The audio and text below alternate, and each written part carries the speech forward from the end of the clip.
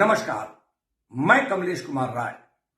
पूर्वांचल विद्युत प्रबंधन द्वारा वाराणसी में संवेदनहीन नकारेपन का नतीजा रहा कि एक संविदा कर्मी की मौत के बाद 13 तक का इंतजार न करते हुए निलंबन के 8 दिन के भीतर आरोपी जूनियर इंजीनियर को बहाली देने के साथ ही मलाईदार पद पर तैनाती दे दी गई। प्रबंधन की इस कार्यशैली से संविदा कर्मी हताश और निराश है। सवाल उठता है कि आखिर पूर्वांचल विद्युत प्रबंधन आखिर क्यों प्रोसीजर को तहस नहस करने के साथ इस प्रकार की कार्रवाई करने पर आमादा है, जिससे जहां एक तरफ संविदा कर्मी की मौत को मजाक बना दिया गया है, वहीं दूसरी तरफ सरकार की छवि बिगाड़ने का प्रयास हो रहा है। कुल मिलाकर जिस ढंग से विद्युत प्रबंधन द्वारा इस प्रकार की कार्रवाई की गई, उससे लोगों में चर्चा का बाजार गर्म है। हम बात कर रहे हैं वाराणसी में 6 फरवरी को सिगरा नगर निगम के पास एक विद्युत करंट लग जाने से मौत हुई एक संविदा कर्मी की। इस संविदा कर्मी की मौत के बाद 7 फरवरी को श्रीकांत शर्मा के द्वारा ट्विटर पर कड़े निर्देश देने और यूपीपीसीएल चेयरमैन एम देवराज के कड़े तेवर के बाद पूर्वांचल के विद्युत प्रबंधन के द्वारा एक कमेटी का गठन किया गया। कमेटी की संस्तुतियों के बाद साक्ष्यों के आधार पर जूनियर इंजीनियर को दोषी करार देते हुए उस पर कार्रवाई की संस्तुति की गई। संस्तुतियों के मुताबिक जूनियर इंजीनियर को 9 फरवरी को निलंबित कर दिया गया, लेकिन 10 फरवरी को ही जिस प्रकार से एमडी डॉक्टर सरोज के द्वारा जूनियर इंजीनियर संगठन को अपने कार्यालय में बुलाकर उनके सामने कार्रवाई पर अपनी मजबूरी बताई गई, वह हास्यास्पद जरूर रहा। बावजूद इसके जूनियर इंजीनियर संगठन द्वारा अधीक्षण अभियंता के कार्यालय पर अपना धरना बदस्तूर जारी रखा गया। 12 फरवरी को प्रबंध निदेशक के निर्देश पर निदेशक कार्मिक शेष कुमार बघेल, मुख्य अभियंता, अधीक्षण अभियंता और कई अधिशासी अभियंताओं के साथ जाकर मौके पर एक लिखित इकरार किया गया, जिसके तहत 1 हफ्ते के अंदर दोषी जूनियर इंजीनियर को बहाल करने की बात कही गई। तय किए गए एग्रीमेंट के मुताबिक संविदा कर्मी की 13 के पूर्व ही 17 फरवरी को मुख्य अभियंता मनोज अग्रवाल द्वारा जूनियर इंजीनियर को बहाल कर दिया गया।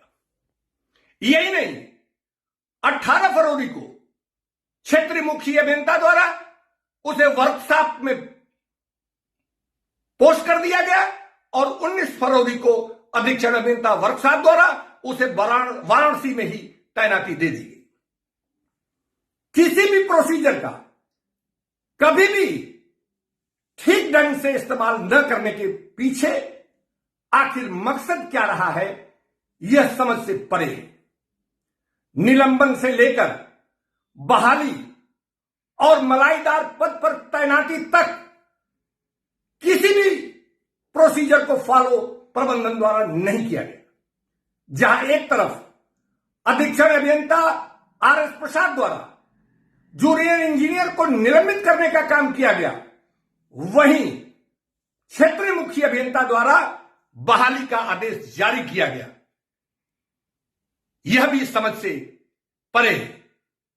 कुल मिलाकर जिस ढंग से संविदा कर्मी की मौत को मजाक बनाने का काम प्रबंधन द्वारा किया गया, इससे आम आदमी चिंतित है। महत्वपूर्ण यह है कि प्रदेश सरकार के स्पष्ट नीति और निर्देश के मुताबिक दोषियों को कड़ी से कड़ी सजा देने की जरूरत थी।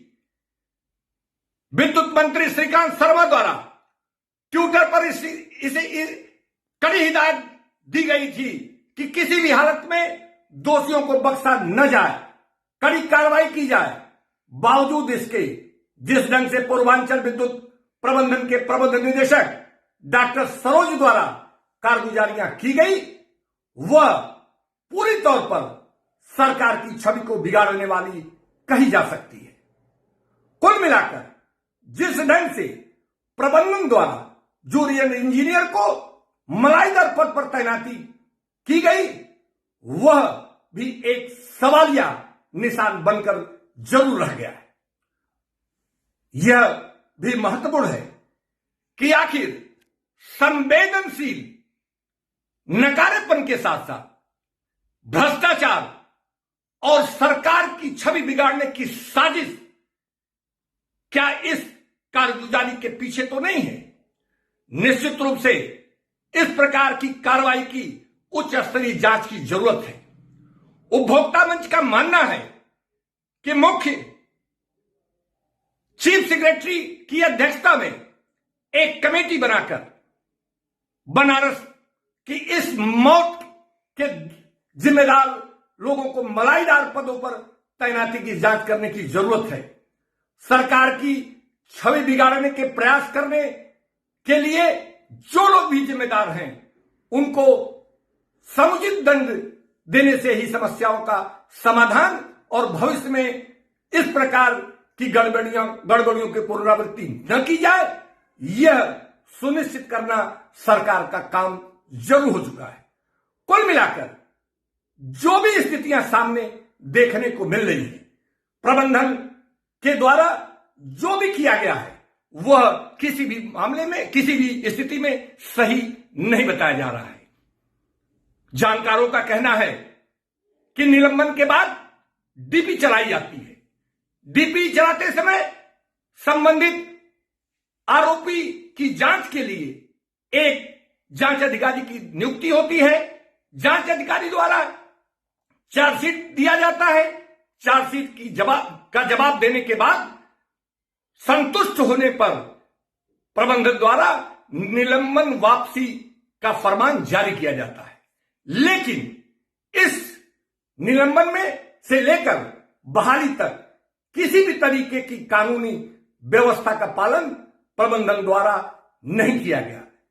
उसके द्वारा इस प्रकार की जो कारगुजारियां की गई, इससे एक बहुत ही गलत संदेश लोगों के बीच में जा रहा है। जूनियर इंजीनियर से लेकर जो लोग भी इस मामले में जिम्मेदार हैं, वह बेखौफ होकर इस कारगुजारियों के चलते जिस ढंग से अपनी पीठ थपथपा रहे हैं और जिस ढंग से वह बेखौफ होकर घूम रहे हैं, यह किसी भी हालत में विभागीय हित के विपरीत है। कुल मिलाकर आने वाले दिनों में उपभोक्ता मंच इन तमाम स्थितियों पर अपनी नजर रखेगा और इससे संबंधित अन्य तमाम बिंदु जो उसके संज्ञान में आएगा, वो सार्वजनिक करने का जरूर प्रयास करेगा। उपभोक्ता मंच के लिए आज बस इतना ही। नमस्कार।